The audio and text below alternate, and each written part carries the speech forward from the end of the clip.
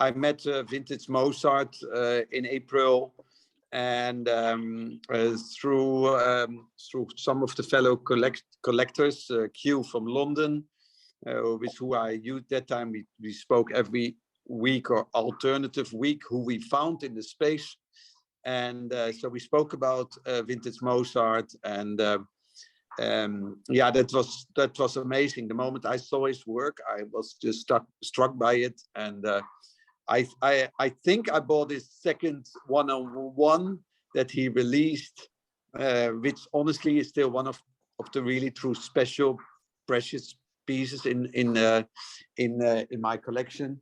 VintageMozart is really one of the leading influences of artists in the African community, always taking leadership, always advocating the digital art form from African artists. So we have cooperated in some launches and activities in the last few months, which has been really amazing. And so in that sense, yeah, it has been a fantastic journey so far, and I know that the best is still to come. So VintageMozart, you know that I'm a big fan of yours. We are extremely excited to do the launch and to establish the MetaArt Club. We are very excited, and we also know that you will represent the African continent within that extremely well. And lastly, actually, to say a big thank you, because you also have helped us in the search to great artists, with some amazing artists who after that joined us. So we are really delighted for that. So I will not hold up more the interview, but again, VintageMozart, you know how our relations is, and like always, I like to say thank you so much for also joining in this great initiative. So that's it from my side, and now I'm going to listen and enjoy the conversation. Thank you, Frank. Thank you so much, VintageMozart. Real honor and a pleasure to sit down with you virtually today. So thank you so much for making the time. It's really exciting for me to you know, speak to you, because you really are a pioneer in this space. In terms of your work, which is just outstanding and incredibly complex, and I'm going to ask you a bit more about that shortly. But I just wanted to find out, first of all, you know, how did you begin your journey into the NFT art space, and when did that start? I found out about NFTs around December 2020. Mm-hmm. Right. Leta Bahuma was like, she's probably one of the most famous artists from like my region, and I was following her like from a bit off Instagram and every single thing, and I saw her talking about NFTs, and then I saw she was selling art online, and I was like, okay, this is pretty cool. And even the way she was talking, integrating, and at that moment in time, I wasn't on Clubhouse because, you know, you needed an invite. Clubhouse was kind of becoming a hot commodity, and I saw her do like a visa interview, and it inspired me. I was like, okay, this is kind of cool. And I just saw the money she was making. So I was like, whoa, this is kind of cool. And then I just asked her a few questions. And the best thing she ever did for me personally is she told me, do your own research. So she was more of a crutch rather than a wheelchair. And it kept me hungry for wanting to do in the space. So I went and I worked on my craft. I got into like Clubhouse and all this other kind of stuff. And I released my first NFT. I think this is when I got my Foundation invite. Back then, it was quite a big deal to get one. And I released my first NFT on Foundation. I didn't know at that moment in time it was that. And then the beginning story is because crypto is banned in my country.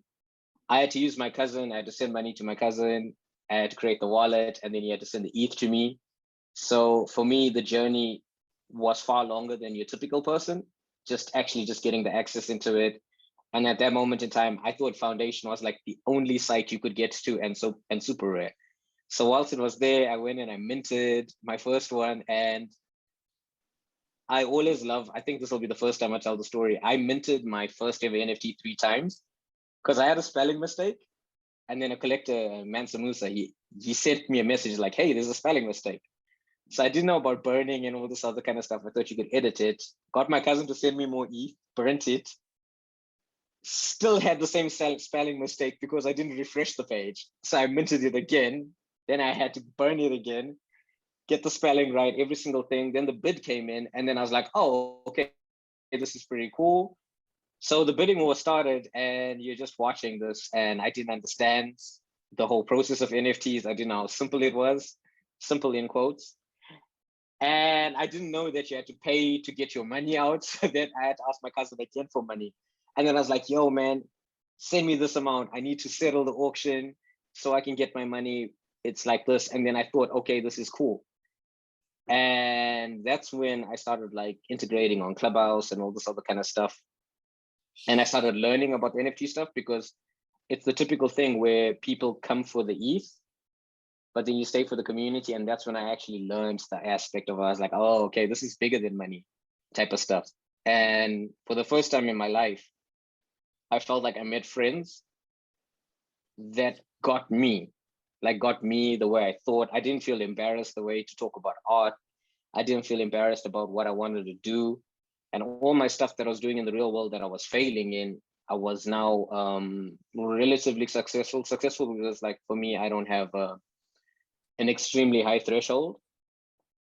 But as I was going into a high threshold of like success. I mean, success is very, very, very relative. I mean, where I come from, I mean, right, okay, you're not supposed to make it. So like for me, I was like, oh, I've sold one NFT. This is pretty cool. Like, this is pretty cool. And no one would ever believe it. It was my first ever art piece I've sold in my life. I had gone maybe 9 years without selling.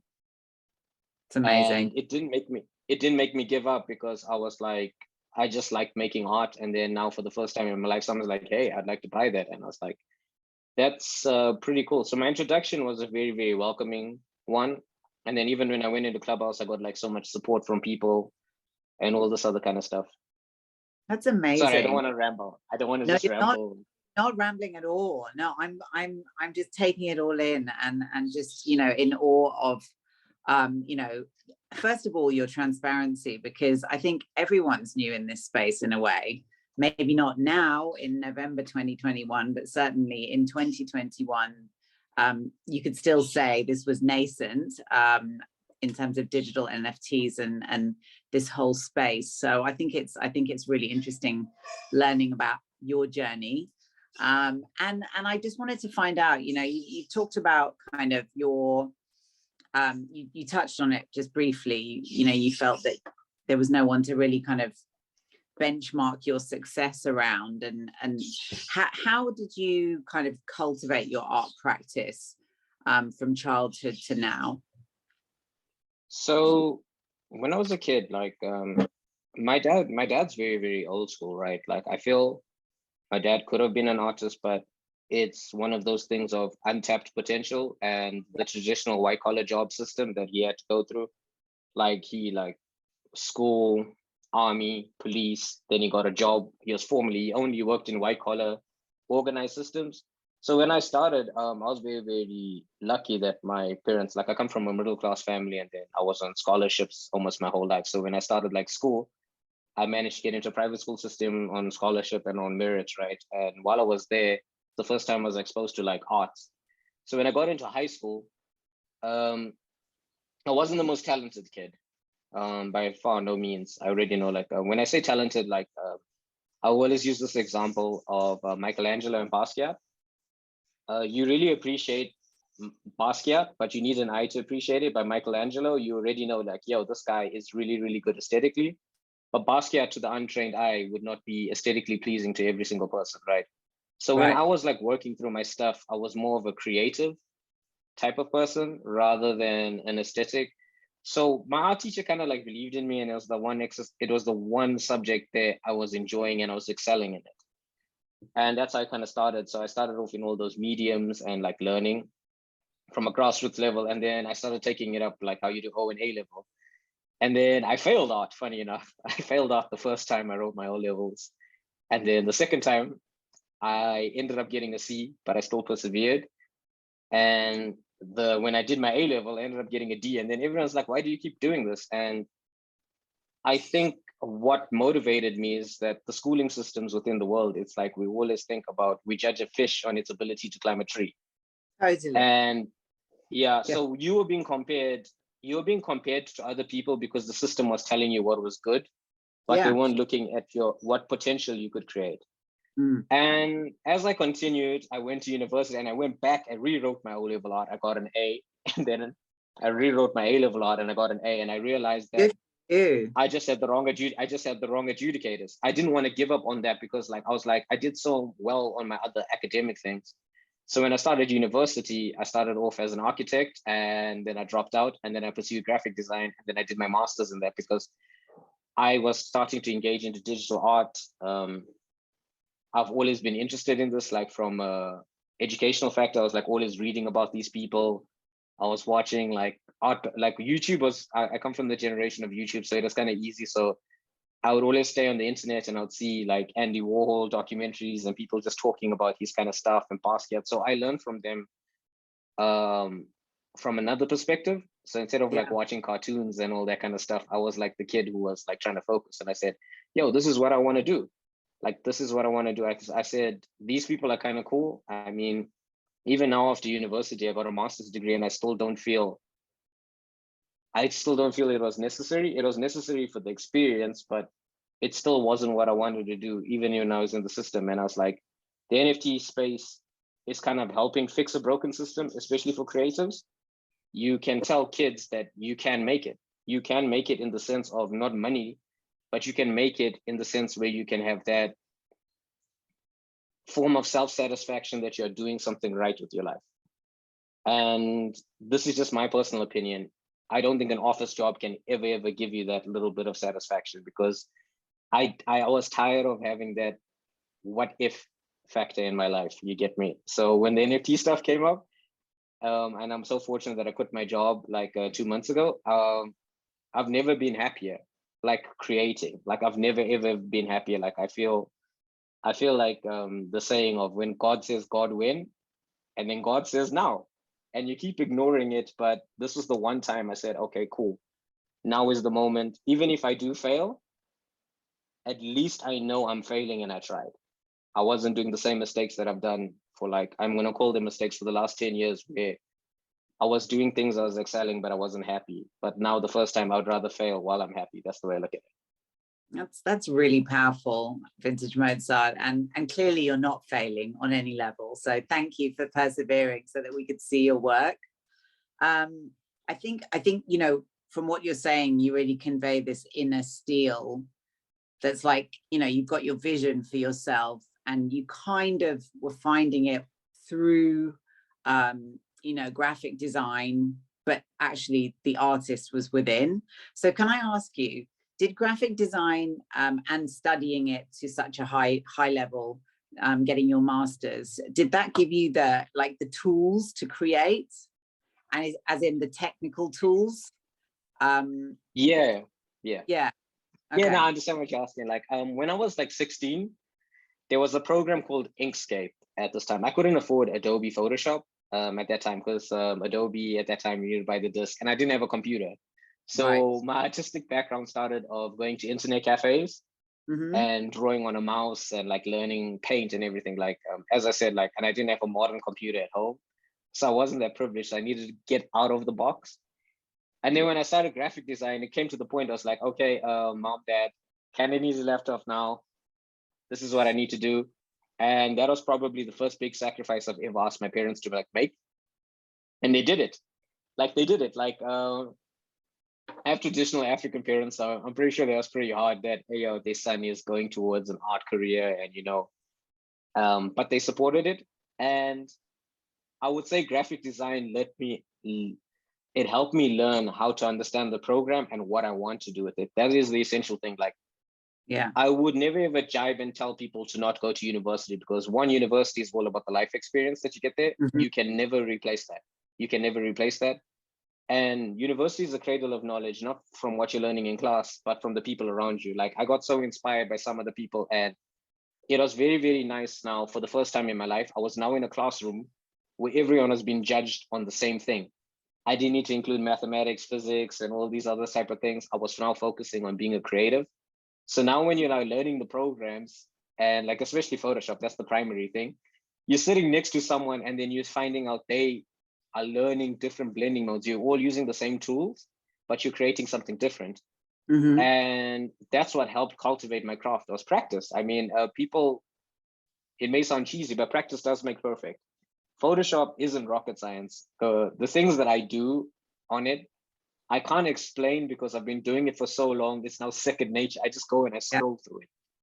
Like I can't even record my process anymore because I don't even know what I'm going to create anymore. Like I just see the image, and then what I do is I don't even make a sketch. I make a mental sketch and I'm like, okay, I want it to look like this. And if I can't, I put it in my work in progress folder, and then I start on the next one, and then the idea may click months ahead. So what I would say is that programs help you make mistakes that you can fix. Whereas a pen and a pencil, it was always numerous drafts. So that's what I would say I would enjoy more about the digital art space for myself. Yeah. I do practice fine art as well, like, you know, when you're trying to de-stress and everything. But that factor, yes, I would say the graphic design background really has helped me in the aspects, especially like learning things like animation and motion. And like, it's a nice thing that the pool of knowledge is untapped. There's still things that I'm going to learn. Yeah. Yeah. And you know, on that note, your work is really visually complex, and there's so many layers to it. Is that all, you know, coming from your head, or do you I mean, how do you approach each new work? You touched on it just now, but how do you kind of translate what you're thinking in your mind and then make that come alive? Because your work is really incredible. Wow. Kid you not, I've never been asked that question before. Really? Yay. Yeah, no, like, yeah, amazing. I actually like this interview. Like the questions it's not the typical ones. I would say my creative process, like, something that is very, very underrated. I'm a digital collage artist. Like, I know this is a different type of interview. I didn't even talk about, like, but I would like to say I specialize in Afrofuturism and Afro-surrealism, and I'm a digital collage artist. So it's typically like, the hardest part is finding the image. So what I start with is, if you go and look at any of my pieces, for the people that are watching this, every single piece I have is related to a song. Like it's the name of a song or something. So my creative process is I turn on my headphones like I got now, like music really, really inspires me. And sometimes the story is being told by someone else and you're just putting it on paper or on the canvas of digital. But the most difficult part is the 5 to 6 hours you're going on the internet scouring for an image. Then you need to find a legal image that you can use because you are doing photo manipulation and all this other kind of stuff. So that's where the process starts. And I do use contour maps and contour lines. So if I'm feeling Egypt on that day, I go up and look up Egyptian maps and stuff. And I go and I look them up, see which ones I can legally use, because most governments do release that kind of stuff for obvious reasons. You know, some of the data isn't allowed.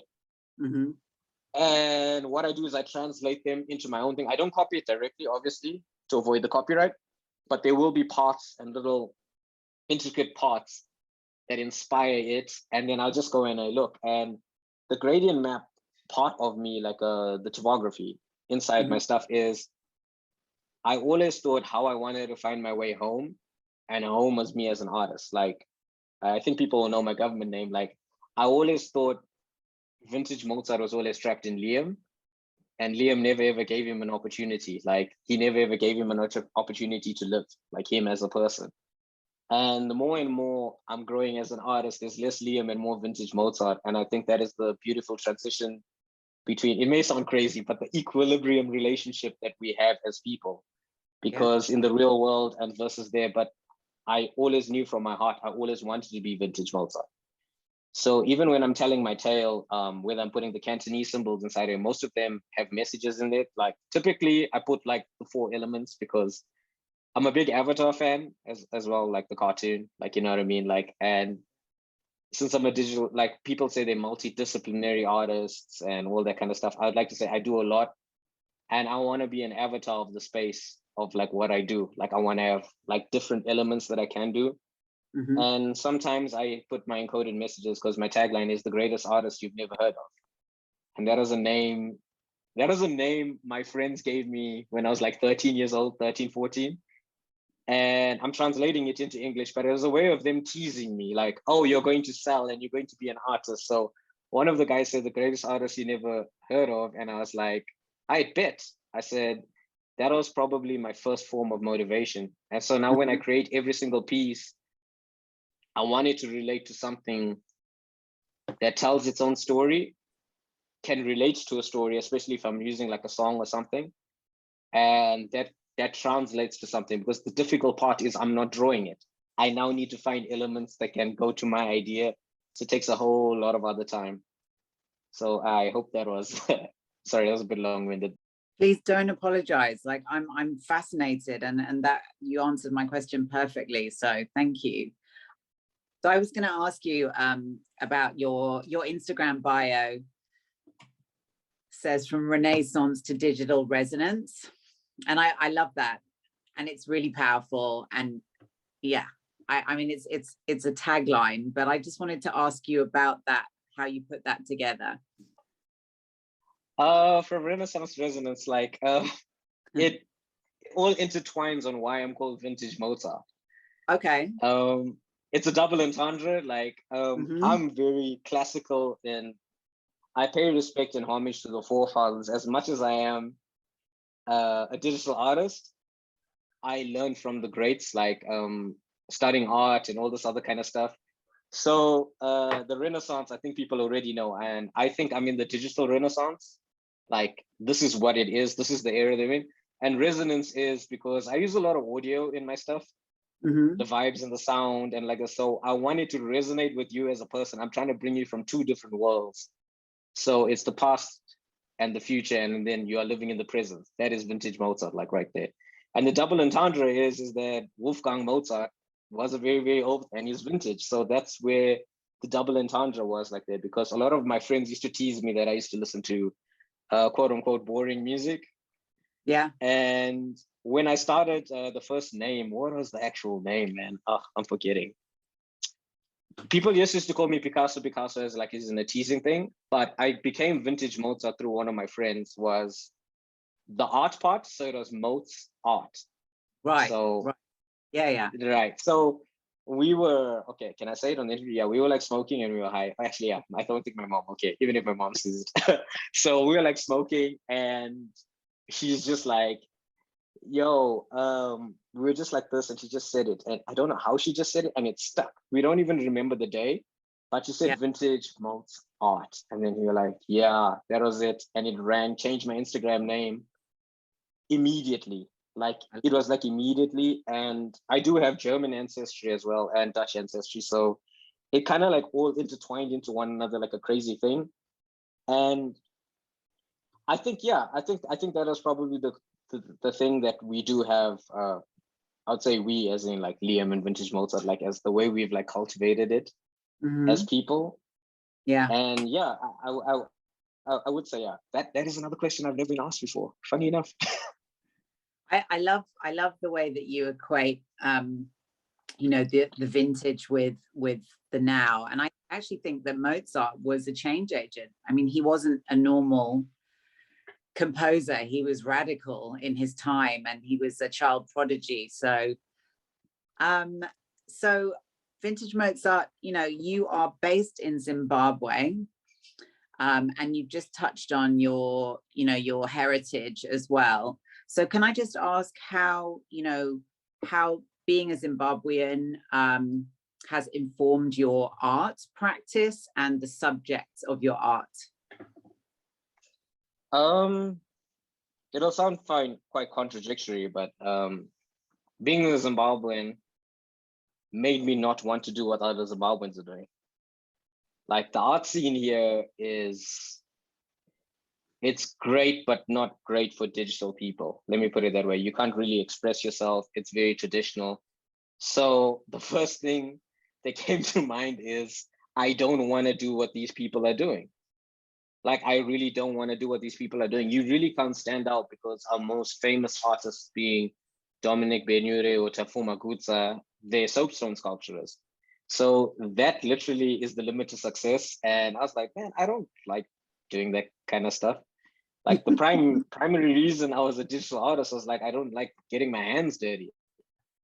Yeah, so that was one of the reasons. And the thing is, I think anyone would know, I am biracial. So like I do experience both worlds of being like a Zimbabwean. And I would say, unfortunately, like the term is colored, like in Africa, like I'm not too sure the people would actually know this, but like I know in America, it's got a different meaning, but for us, it's more of a cultural thing.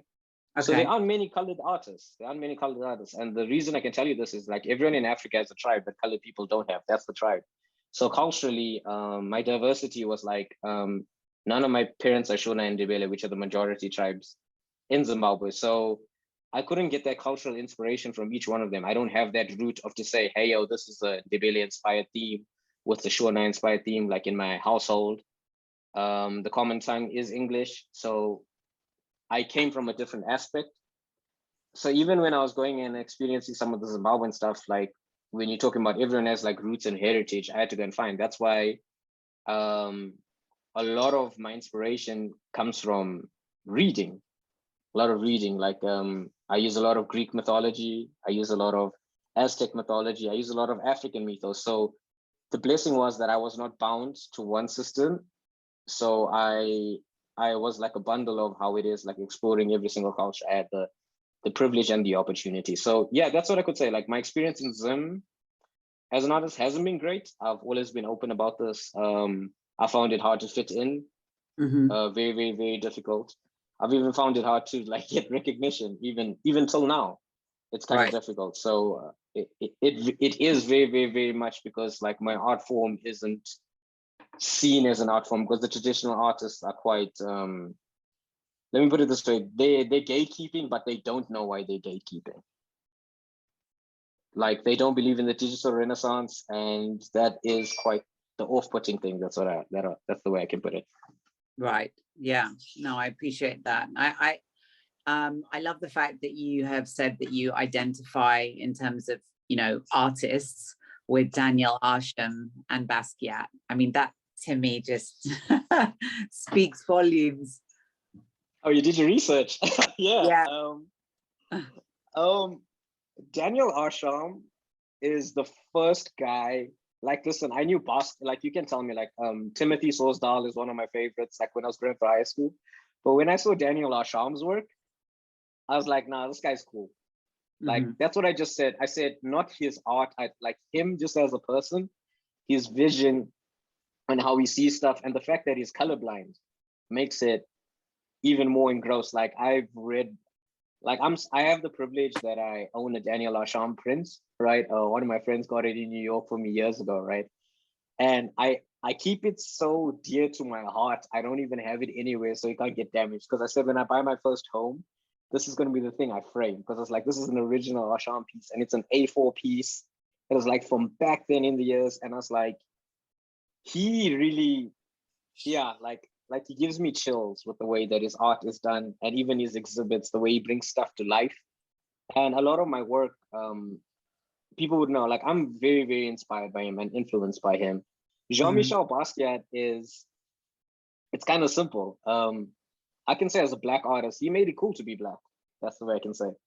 I mean, I grew up in Zimbabwean school system. You couldn't have long hair and all that kind of stuff. You know, it's short back and sides.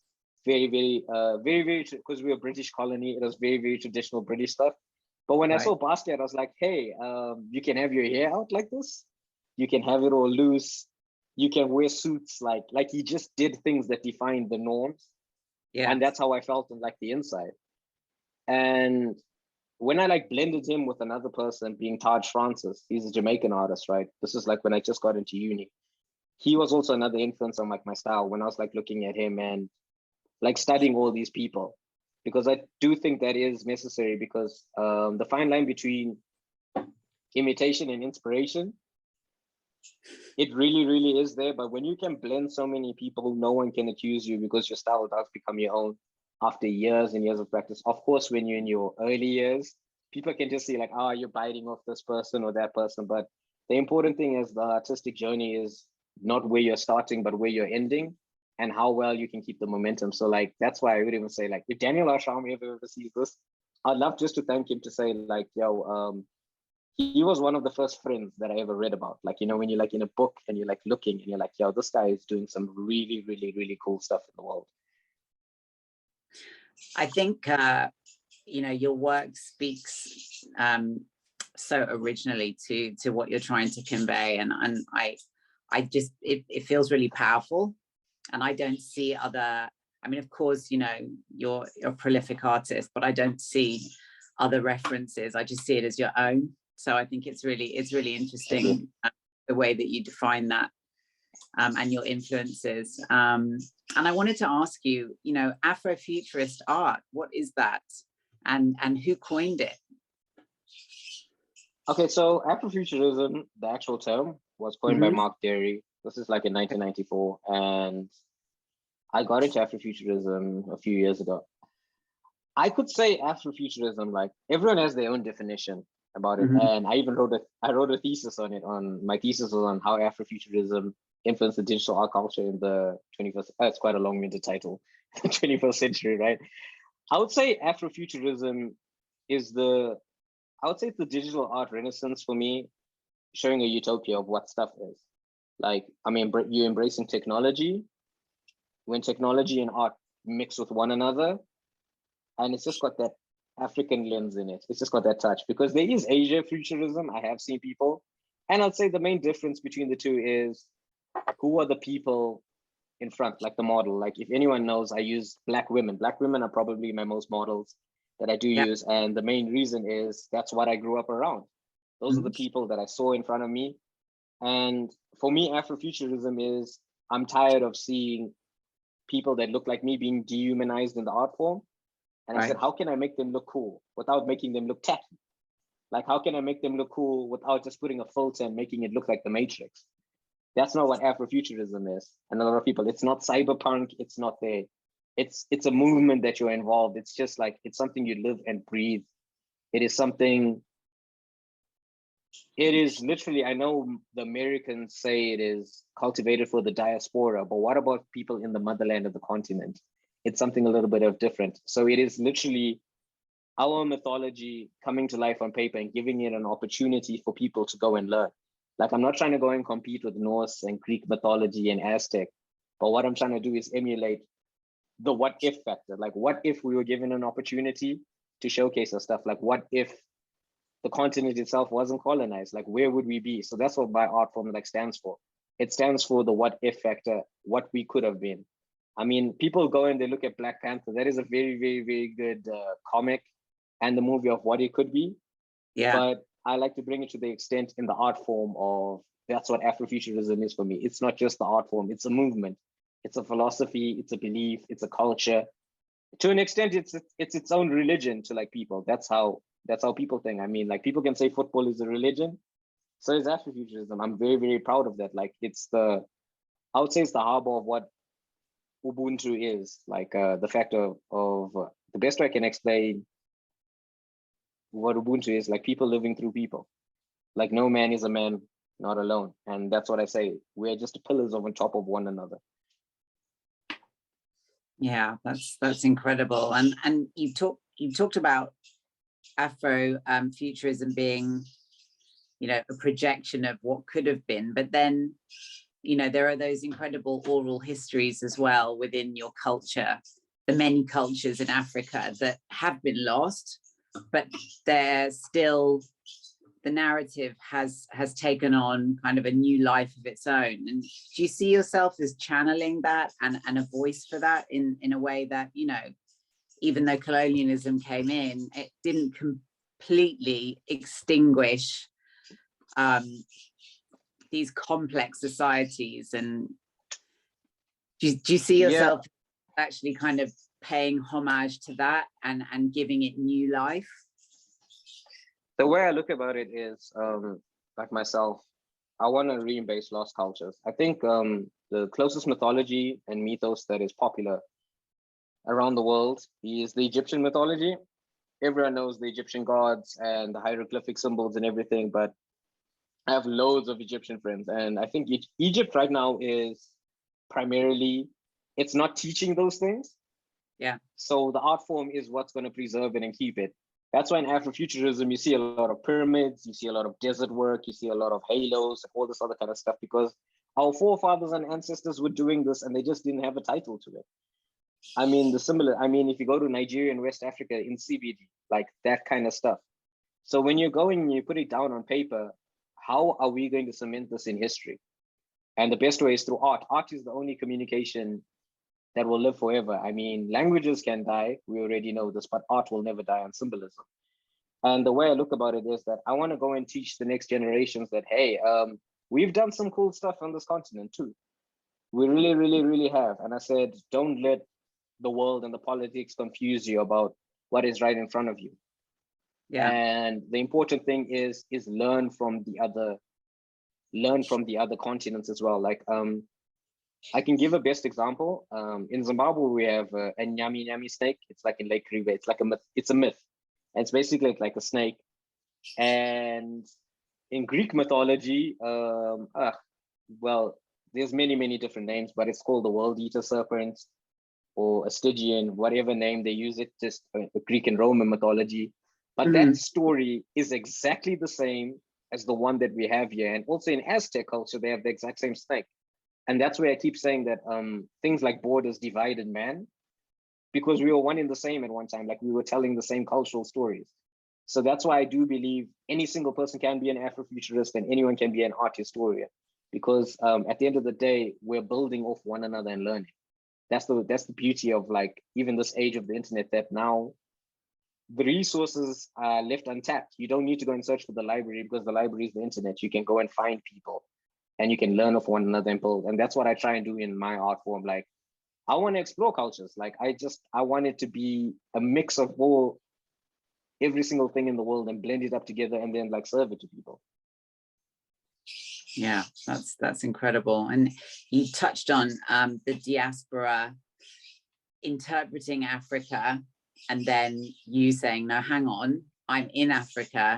This is my interpretation of my, my nation state and my continent. So can you talk about NFTs and how that has enabled you to maybe connect with other African artists, number one, or connect with a community that has allowed you to kind of reclaim your African identity in a way? Yeah, so I can start off. Like, I remember back then, just rewinding back then in March, when we were going on Clubhouse, the most common room that you go to was the NFT collab club, where artists used to go and mix with one another, and you're going and you're listening. By the first month, it felt lonely in there because there was no one who had the same accent as me, and there was no one who sounded like me. And now going to the Black NFT club, so these were Black people speaking brilliant stuff.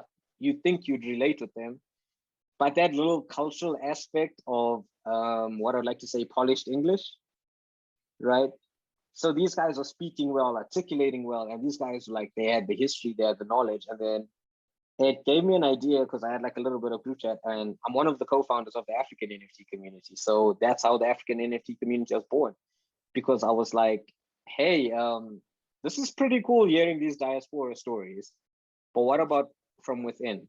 At that moment in time, I couldn't just sit in a room knowing I struggled so hard to get into crypto, and I'm sitting in a room listening to about how other people are pitching, but I can't relate. I mean, you always think about you're sitting at home eating rice, but the whole world is eating steak. And you need to think about this. Why are you not eating steak? But the plan behind it was like, how about I go find other people that are eating rice with me instead of trying to eat steak? And together we can win.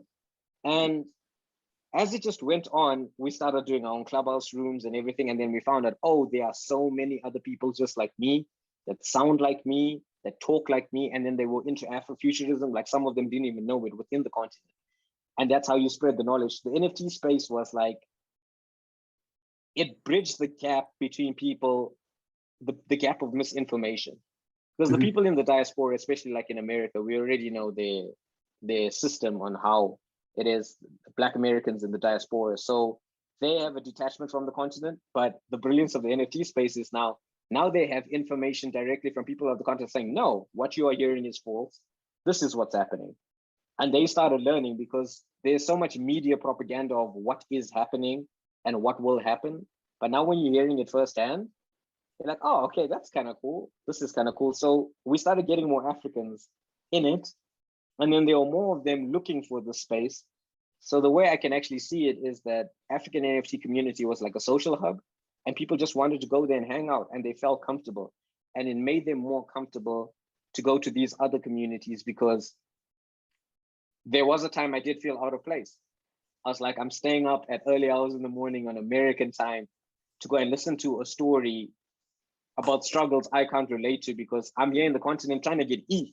I'm literally trying to get Ethereum to get onto the blockchain, but I'm hearing about people complaining about selling. And I'm not even at the stage of where I can sell. And I was like, what am I doing in these rooms? Like, what am I doing? So I said, let me go and talk to people which relate. And guys are like, yeah. You know what I mean? And then we started building off one another, and then you create a buzz. Because then in the end, collectors started saying, hey, there's a bunch of African kids that are going on Clubhouse and they're talking passionately. And even though we started off as 5, you go to 15, 20, then our rooms are like 300 people. And now every single person had the opportunity to talk, and they weren't shy about their accents. Yeah. They weren't shy of, they didn't need to say, sorry, my English is not that good. If someone spoke French, there were people there that were translating for them. They didn't need to go through that obstacle of saying, hey. So that was the beauty of the community. And it's grown so much that we ended up getting a Discord, we ended up getting a Twitter and Instagram. And the basic nutshell about what the African NFT community is, we're a collection of artists that are looking for collectors that collect African art, whatever your art form is. And funny enough, as we've adapted, we in our 8th or 9th month, the African artists from the beginning are now the collectors. It's people collecting off the Genesis artists that are now coming, like the cycle has reversed. The NFT space evolves every single month. Like, I can't tell you I've had the same selling strategy from my very first month, or my same, is it philanthropy? Is that the word? Yes. Yeah. Yes. Yeah, I think that's the word. Yeah. Even the way I do stuff, it's way different. In the beginning, we were sending, like when I was onboarding. Okay, can I talk about that? Yeah, of course. Yeah, in the beginning, when I was onboarding artists, it was a situation where I was paying for them to get onto OpenSea. My goal was to get at least 10 people, because I was like selling. I was like, I don't want anyone to go through the nonsense that I went through. It was painful. Yeah. It was heartbreaking. And I said, hey, I can't tell you how you're going to get your money out, but I can tell you how you can get on the blockchain with these easy steps. And I said, use the pillar, use the community. And that's what we were doing. We're building off one another. And then in the end, I think I've lost count of how many people I've onboarded. There's been heartbreaks and heartaches, but the blessing was, it wasn't even about the money coming back to me. These same people went and onboarded even more people. And now we're at the stage in the space where African NFT community is forming partnerships with the blockchains. So we're no longer going to the people are now coming to us, which is a blessing. Like, this is not even down to me. This is down to the people in the community. I was just the guy at the time. I was just the face, but in reality, I did not matter. And I still don't matter. That's the way I look at it. I think the artists in the community matter. And we're all together. Like, I think in Planet of the Apes, they say something, one ape alone is nothing, but apes together are strong. And that's the way I think communities work.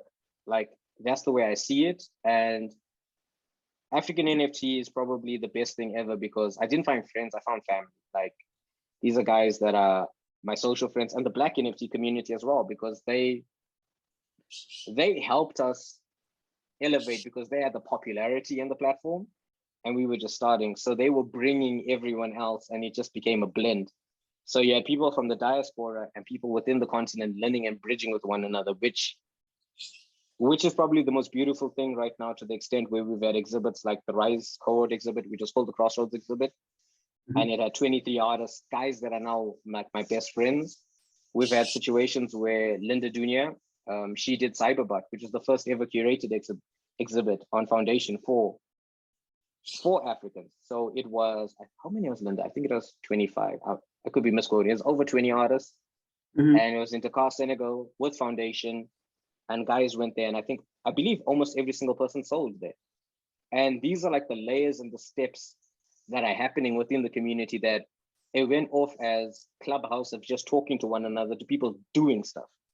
Like, there were people within the community that just needed to meet other people, fish them together. And instead of telling guys, hey, there's money here, We let artists work for themselves. Artists are now building for themselves. And now artists are going into galleries made by people which look like them, talk like them, feel like them, and breathe like them. So which is, sorry, I'm very, very passionate about this. Like, yeah, it was like Cyberbot was one of the most incredible experiences I've ever had in my life, because it was my first ever gallery I'd ever been to in my life. Like, no one took interest. The second ever one was Frank. That's why Frank and I, our relationship, even though we didn't talk for there's like a period, like 3-4 months, I wasn't like, I'm an introverted person, but Frank always believed in me. He would check in once in a while. And then I don't know what happened. One day he just said, hey, and he hopped on a call with me and he said he wants to do this, this, this. And that's what the community does. Like, I think it's not like a reward system, but the people that do care will come and find you. And I've seen that the way in Africa. Like, I'm now at the privilege where I can say I can't say I'm a collector, but I have collected work. And that is probably the most beautiful feeling ever. I think it's even more satisfying than selling a piece of work. That's incredible. I was just thinking about how you were describing the fusion between the African art community, the NFT art community, and the diaspora as well. And it must be an incredible validation for you to have the diaspora collecting your work, because they're so amazed by, you know, the level of talent.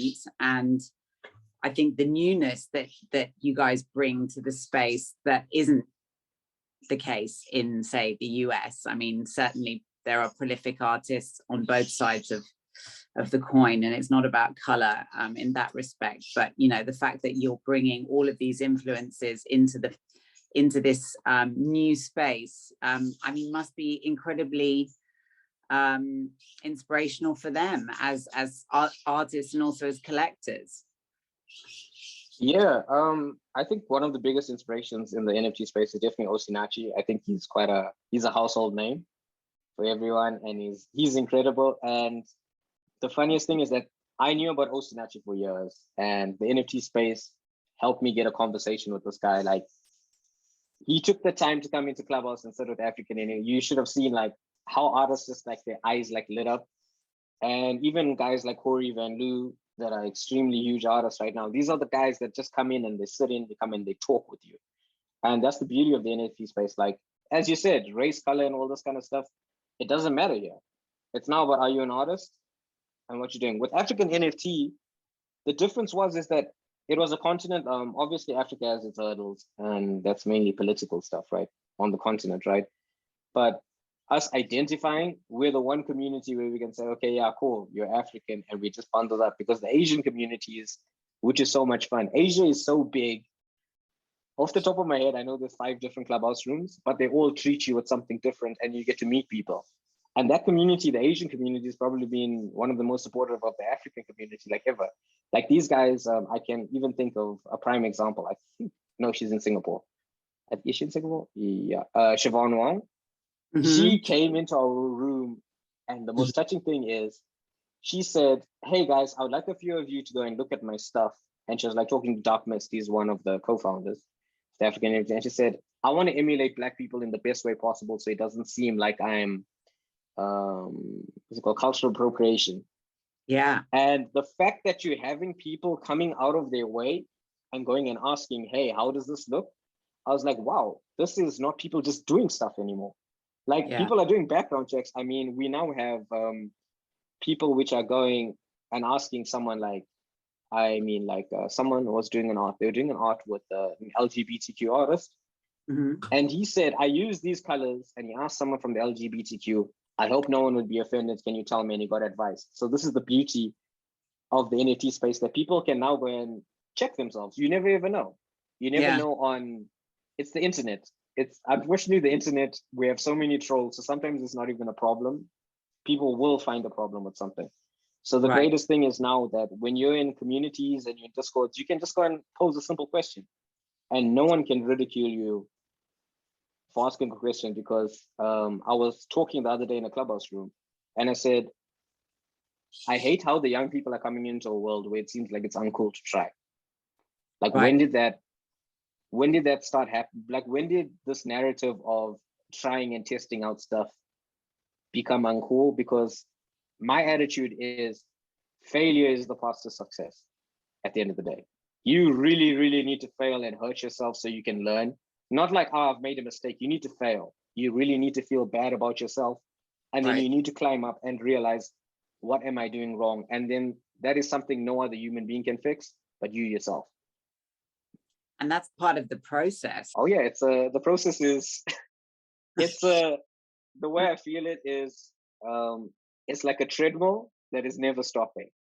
That is the process. And the only way is you get fitter, you get used to it, you cultivate yourself. Like, I was even telling artists don't burn out. You can't burn out if you know your own limits. When you go out of your limits and your parameters, that's when you're doing, because you're now doing it. It's the prime example, like for myself, I create art because I like art. I'm an artist who sells NFTs, but I'm not an NFT artist by any means. Like, the NFTs don't define me. I'm not making it for money. Because the moment you start making something for money, the threshold of success is, I need to meet this boundary. I need to sell for this much. This thing needs to go by this time, because now you're putting unnecessary pressure on yourself and you stop enjoying your craft. And that's how you get writer's block, and that's how you burn out, because you are now chasing a clock and the time is always shorter than you. And the thing is, like, you just need to pace yourself. Like I keep telling people, if you create once a month, then so be it. If you can create every day, like there's some, like he's a very, very prolific African artist. He made the Afro droids. He makes art every single day. Yeah. That's him. Some guys make once a month, but don't try and be, oh, that's what I always tell people, because that's how you have a burnout. So I would say, guys, learn from one another, but don't copy one another, in the sense, like, everyone has their own methods to their madness. And that's what I could say on that. Yeah, that's really powerful, VintageMozart. And I've had the privilege of speaking with Linda Dunia, and I will be interviewing OO as well. And as you well know, they're part of this 35 international artist community at the MetaArt Club. So we're really excited to have your different voices as part of this art curators artist community. And I wanted to ask you, you're so grounded, and the way that you are also very humble. You don't classify yourself as an NFT artist per se, even though you've had immense success in this space. Do you think that this digital renaissance has led to like a new kind of art patronage? So in art patrons and collectors have traditionally, I guess, inhabited a specific space, but now that you're all talking to each other on a regular basis, meeting in these rooms on Clubhouse, you're interacting with your collector base in a way that's kind of unprecedented. Has that influenced your work? And how do you stay grounded and kind of in your space without being too swayed by what you think they want? Okay, that's a very interesting question. It goes in like many different parts. I'd say primarily, I never create work for a particular individual. Never, ever. Okay. I don't. Let me put it this way: unless my art is commissioned, I do not create art for a specific collector hoping they're going to get it. Okay.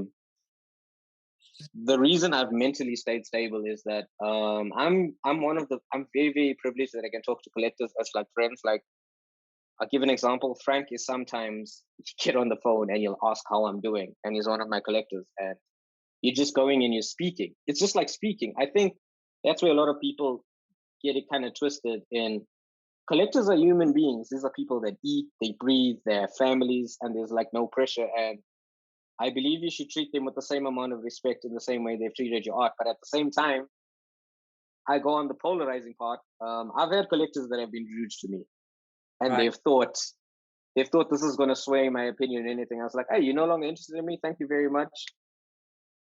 We move. That's what it is. I've got one less supporter, but it doesn't mean the community stops supporting me. At the end of the day, I'm not in this to enrich people or all this kind of stuff. I'm here in the space. Like, I want to have a name. That's what I'd say. That's my goal. I want to have a name. I want to touch Art Basel. I want to be in Christie's. I want to be in Soho House. I want to be in Sotheby's. That's where I want to be. Like when you go and you say I'm relatively successful in the space, I don't think it's true. I haven't yet reached the height where I can say, okay, I'm comfortable. Sure, I've got stuff. I've got a little bit of respect from a few of my peers, and you talk to a few collectors, but it's not enough yet. It really, really is. I mean, you just feel that the season you've won a championship for one season, but like, are you going to end your career as a champion? That's what I want to do. I want to end off as a champion. I want to be lifting trophies with all my friends. And the difference with the collector base is now, collectors now can ask you. Like for me, the first thing I do if someone buys my piece, I try and get in touch with the collector and I want to know why you bought my piece. Because primarily, I want to know, did this go into a good home? Like, did this go into a good home? Does someone understand why I'm doing all this kind of stuff? Are they interested, or do they buy my stuff because they see my market? You do get collectors like that, like guys which are buying it just to get rid of it because they're using it as a spin-off over. I don't mind that. That's kind of cool. That's kind of cool, but I will still question you because I want to discover the science on how did you discover that you thought I would sell for that much? You get me? So those collectors are intriguing, but the ones that do hold your work and appreciate it, and the ones that do value them, the nice thing is now with the NFT space is utility. You can reward someone like by airdropping them something and saying, hey, thanks so much for the support. And sometimes I've had one collector, he collected 2 pieces of mine and I airdropped him specifically because he spent 5 months of his time talking to me sporadically and talking about stuff like Frank mentioned Q in the beginning. Q in the beginning was one of the first people that helped me with my branding strategy. Like he took his time, maybe an hour out of his day and had a phone call with me and telling me about a bonding curve. I had no idea about this kind of stuff. And you're not going to get this knowledge from your peers. This is what collectors are telling you. I remember when Frank was telling me one of the best advice, he says, yo, you don't need to do motion for all of your stuff. Some people appreciate the stills. Like Frank, as much as he's been a collector for me, he's also helped me curate my work. Like I can ask him an opinion, like, what do you think about this? Because when you go and look at Frank's wallet, right, for example, you can see the type of work they're using. So you can say, yo, this person knows quite a bit about art, right? And those are some of the things on what I could say you could use your collector. The other thing is, but the beauty of the NFT space is collaborations. Like, I think you're going to be interviewing Shay the Serialist. So Shay and I became friends off a collaboration, and we're both digital collage artists. And back in the day, you had to share canvas. We were sending digital files to one another. And the collector who got the piece was a mutual collector between the both of us. And she knew the story from both of us, right? And Shay was like an avid supporter of me in the beginning to the extent she's helped me be who I am today. And she's become one of my very good friends. And now even with the collectors, they go and they see this. They see the friendship on the timeline and then they start integrating. So it becomes a full circle where you're not coming to this person and saying, hey, you're an ATM, buy my piece. You're coming to this person and saying, hey, thanks very much for continuously supporting me. Because I think collectors invest in the artist, not the piece of art. The art is just the utility of them getting into your personal community. As you as a person, they're investing in VintageMozart. That's all the art stands for. Like, that's what it is. But the utility behind it, I think the benefits are the conversation you get to have. Like, these are people which know art. Like, some of these people were collecting fine art in the spaces, and now coming into the digital space, and they're trying to ask questions like, why are you not in that space? Can you do both? And all this other kind of stuff. So you learn a lot. Like, you really, really learn a lot. And especially, like, I've learned so much from Frank. Like, I've never been in a gallery. He was explaining to me how much people were paying to be in galleries in the real world. I didn't know about this stuff because whenever I would apply to a gallery, I was always denied. And sometimes it was an exorbitant fee. And if you're not selling, how can you sell in a gallery if you can't even afford to put your work in there? So it's been a tough journey in that aspect. And I'd say that is probably the most amazing thing about the NFT space. That's incredible. And I'm sure Frank is going to chime in. Yeah, I think, you know, for me, of course, I lived it. So what VintageMozart is saying, that resonates very clearly to me, because even I always say, even though it's, you know, I think my first work I bought from you on 27th of April. So even though it's 6-7 months ago only, you know, it's really a journey, and it's really actually years. It looks like years. So yeah, I think that the ambition, the in combination with his, you know, VintageMozart, with your creativity and your ability to make the most beautiful art.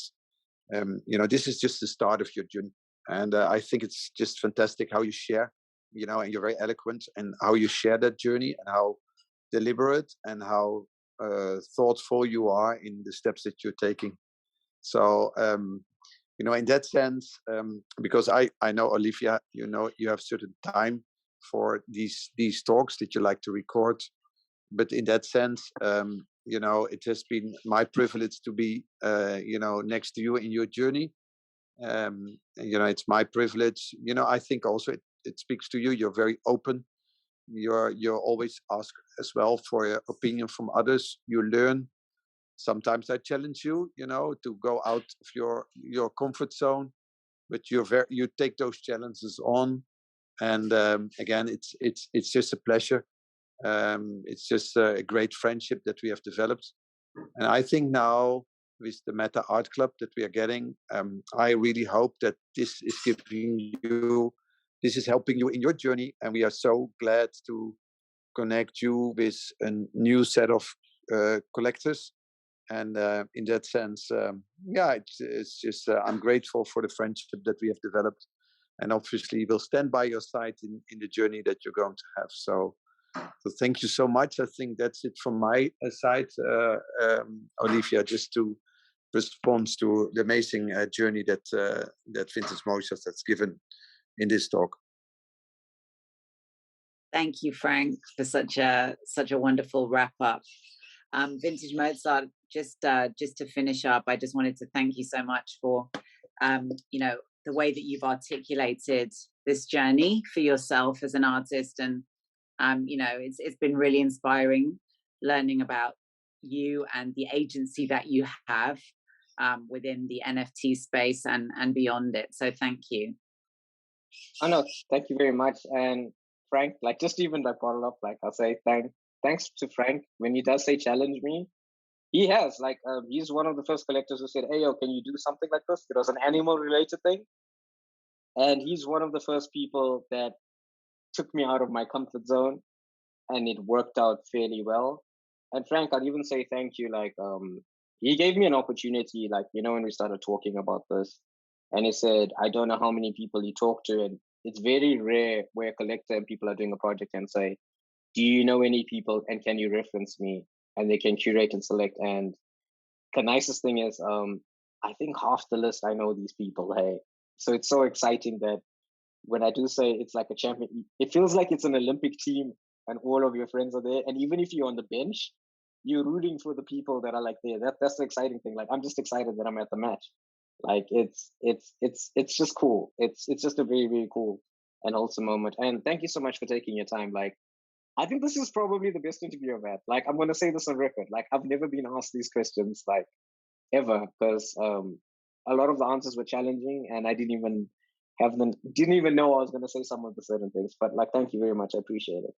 Thank you so much, VintageMozart. It's been a real pleasure, and I hope we can reconnect and do a podcast someday soon as well. Oh yeah, most definitely. Please feel free to reach out to me. Brilliant. Thank you so much. Really enjoyed it. Like always. Thank you. Thank you so much, guys.